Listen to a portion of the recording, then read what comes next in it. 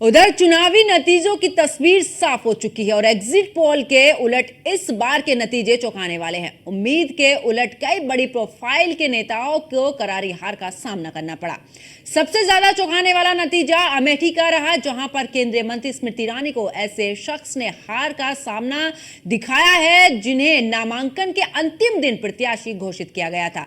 सवाल उठता है कि क्या ऐसी कौन कौन सी वजह रही है जो कि बीजेपी के बड़े बड़े विकेट इस बार गिर गए। इसी को लेकर हमारी ये खास रिपोर्ट देखिए।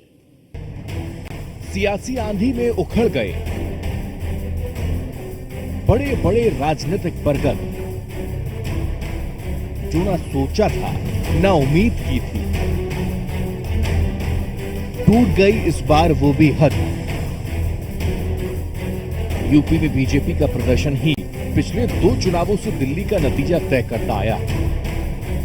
बात चाहे 2014 की करें या फिर 2019 की, दोनों चुनावों में बीजेपी को 60+ सीटें अकेले यूपी से मिली, जिसकी वजह से सत्ता तक पहुंचने में बीजेपी को खासी मदद मिली। लेकिन इस दफे मामला गड़बड़ हो गया।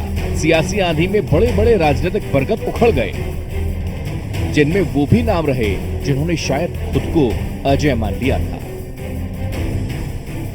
अमेठी के रण में हार गई दीदी, जिसकी उम्मीद शायद खुद स्मृति ईरानी ने नहीं की होगी, वो हो गया अमेठी में। 2014 के चुनाव में राहुल गांधी के हाथों हारने के बाद भी लगातार अमेठी में बने रहने का इनाम स्मृति ईरानी को 2019 में मिला, जब अमेठी की जनता ने स्मृति ईरानी पर भरोसा किया और इलाके की कमान उनके हाथों में सौंप दी। लेकिन महज 5 साल में ही ऐसा क्या हो गया कि अमेठी के सुल्तान को हराने वाली योद्धा को उनके सीपे सलाहकार के हाथों करारी शिकस्त का सामना करना पड़ा। सवाल उठता है कि आखिर क्यों? स्मृति ईरानी की हार की सबसे बड़ी वजह उनका ओवर कॉन्फिडेंस रहा। राहुल गांधी के अमेठी छोड़ने के बाद स्मृति ईरानी ने चुनाव को आसान मान लिया। किशोरीलाल शर्मा ने अपने पुराने नेटवर्क का फायदा उठाया, जिसका इस्तेमाल वो गांधी परिवार के लिए करते थे।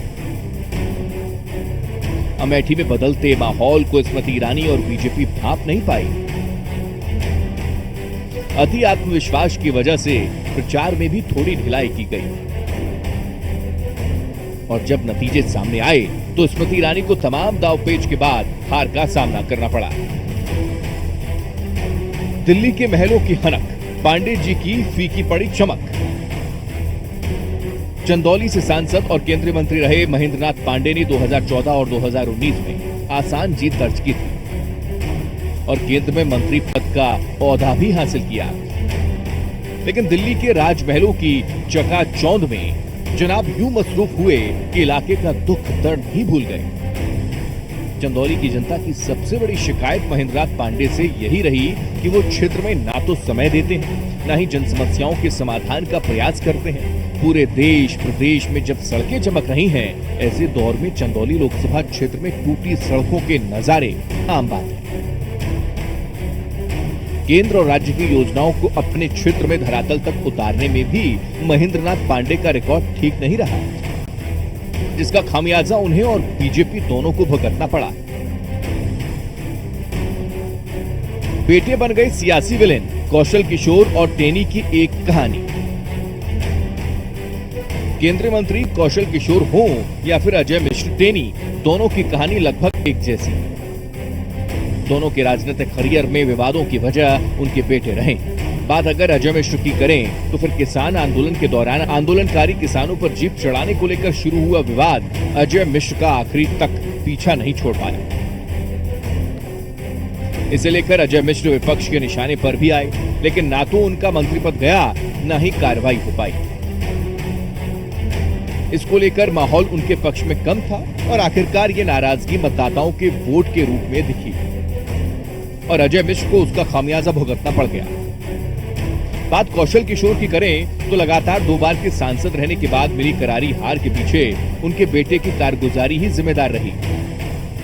जब उनके बेटे के घर में एक व्यक्ति की हत्या हुई और इसे लेकर कौशल किशोर लगातार निशाने पर रहे, और इसके अलावा कौशल किशोर की कार्यशैली से उनके क्षेत्र में भी खासी नाराजगी थी।